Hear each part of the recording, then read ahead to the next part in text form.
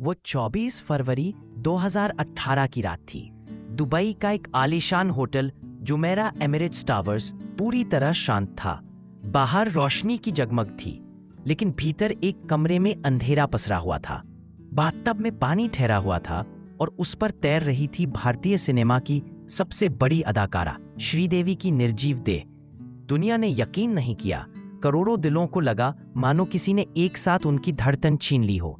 कैसे हो सकता है कि वो चंचल, जीवंत, हंसती बोलती नायिका जो पर्दे पर एक देवी की तरह चमकती थी, इस तरह खामोश हो जाए। यही वो पल था जिसने श्रीदेवी की मौत को एक रहस्य बना दिया। श्रीदेवी का जन्म 13 अगस्त 1963 को तमिलनाडु के शिवकाशी में हुआ। असली नाम था श्री अम्मा यंगर अय्यप्पन।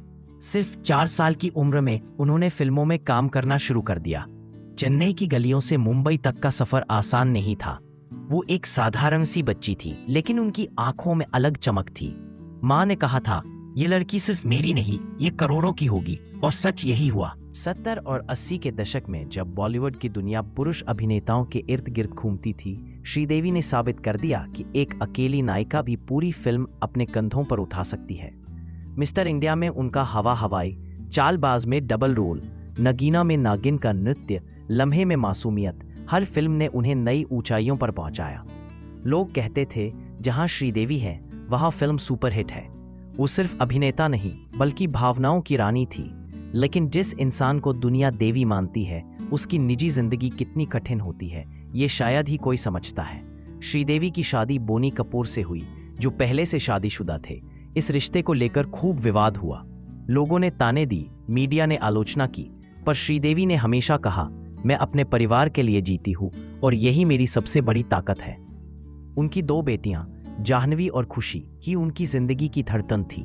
लंबे अंतराल के बाद जब उन्होंने इंग्लिश विंग्लिश से वापसी की, तो पूरा देश उनकी अदाकारी देखकर फिर से दीवाना हो गया।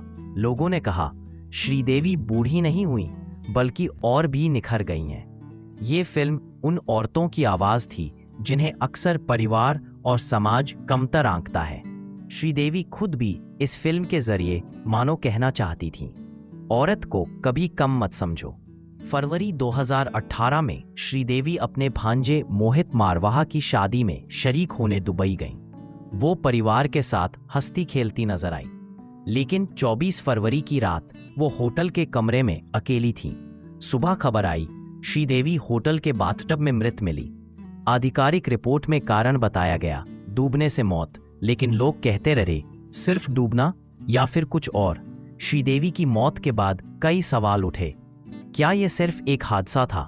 क्या उनके दिल की धड़कन ने अचानक धोखा दिया, या फिर उनकी जिंदगी के कुछ ऐसे राज थे जो हमेशा अंधेरे में रहेंगे? उनकी मौत से जुड़े रहस्य आज भी लोगों को परेशान करते हैं। कुछ कहते हैं वो तनाव में थी, कुछ कहते हैं ये साजिश थी, पर सच क्या था ये आज तक कोई नहीं जान पाया। जाह्नवी और खुशी के लिए यह हादसा सब कुछ खत्म कर देने वाला था। जाह्नवी की पहली फिल्म धड़क रिलीज होने ही वाली थी। माँ का साथ सबसे जरूरी था, लेकिन किस्मत ने उन्हें छीन लिया। जाह्नवी ने एक बार कहा, माँ मेरे लिए भगवान थी। मैं जब भी डरती थी उनकी गोद में छिप जाती थी। अब मेरी दुनिया खाली हो गई है। श्रीदेवी की कहानी हमें यह सिखाती है कि शोहरत, पैसा और नाम सब कुछ मिलने के बाद भी इंसान अधूरा रह सकता है। जिंदगी का कोई भरोसा नहीं, इसलिए हर पल जीना जरूरी है। औरत चाहे घर में हो या बाहर, उसकी ताकत को कभी कम मत समझो। उनकी मौत के बाद जब पार्थिव देह भारत लाई गई, तो लाखों लोग सड़कों पर उतर आए। चारों तरफ सिर्फ एक ही आवाज गूंज रही थी, श्रीदेवी अमर रहे। उनका अंतिम संस्कार किसी देवी की तरह हुआ, और सच भी यही है, श्रीदेवी एक देवी ही थी। आज भी जब टीवी पर उनका कोई गाना बजता है तो दिल अनायास ही रुक जाता है। वो आंखें, वो मुस्कान, वो अदाएं सब जैसे जिंदा हो उठते हैं। हाँ, उनकी मौत रहस्यमयी रही, लेकिन उनकी जिंदगी प्रेरणा से भरी थी। श्रीदेवी हमें सिखा गई, जिंदगी का असली सौंदर्य उसकी नश्वरता में है। जो चला जाता है वही अमर हो जाता है। श्रीदेवी चली गई, पर वो हर दिल की धड़कन में, हर सुर में, हर याद में हमेशा जीवित रहेंगी।